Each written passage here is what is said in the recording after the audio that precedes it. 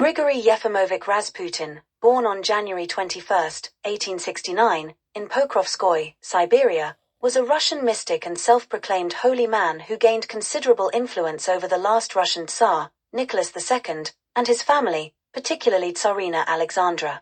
Rasputin's life and his role in the decline of the Russian Empire remain subjects of fascination and controversy.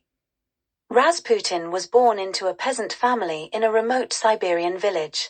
His early life was typical of rural Russia at the time, involving farming and attending church. In his early 20s, he experienced a religious awakening and embarked on a pilgrimage to various monasteries and holy sites, which shaped his mystical beliefs and practices. Rasputin arrived in St. Petersburg around 1905 and gradually integrated himself into the higher echelons of Russian society. His reputation as a healer and prophet garnered attention, particularly from those desperate for spiritual guidance. He was introduced to Tsar Nicholas II and Tsarina Alexandra in 1905, and his ability to seemingly heal their hemophiliac son, Alexei, cemented his place within the royal circle. Alexandra, in particular, became a devoted follower, believing that Rasputin's prayers were essential to Alexei's survival. Rasputin's influence over the royal family grew, causing resentment and suspicion among the nobility, clergy, and politicians. He was seen as a manipulative charlatan, and rumors about his debauched lifestyle and political meddling spread.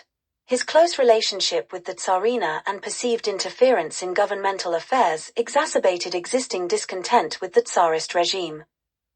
During World War I, Nicholas II's decision to take command of the army left Alexandra in charge of domestic affairs, relying heavily on Rasputin for advice. His influence over appointments and political decisions further alienated many and contributed to the perception of a corrupt and incompetent government.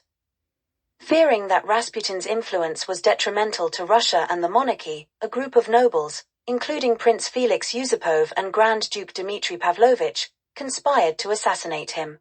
On December 30, 1916, Rasputin was lured to Yusupov's palace and poisoned with cyanide-laced wine. When the poison seemed ineffective, he was shot multiple times and eventually thrown into the icy Neva River, where he ultimately drowned.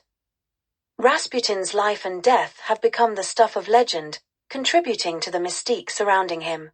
His role in the fall of the Romanov dynasty is often debated, but his presence undeniably symbolized the declining power and increasing desperation of the Russian monarchy in its final years. The Russian Revolution followed shortly after his death, leading to the end of the Tsarist regime. Rasputin's legacy is a blend of fact and myth. He is often depicted as a dark, enigmatic figure wielding extraordinary influence through supernatural means, a portrayal amplified by his dramatic assassination and the turbulent times in which he lived. His story continues to captivate historians, writers, and the public, serving as a symbol of the complexities and intrigues of the late Romanov era.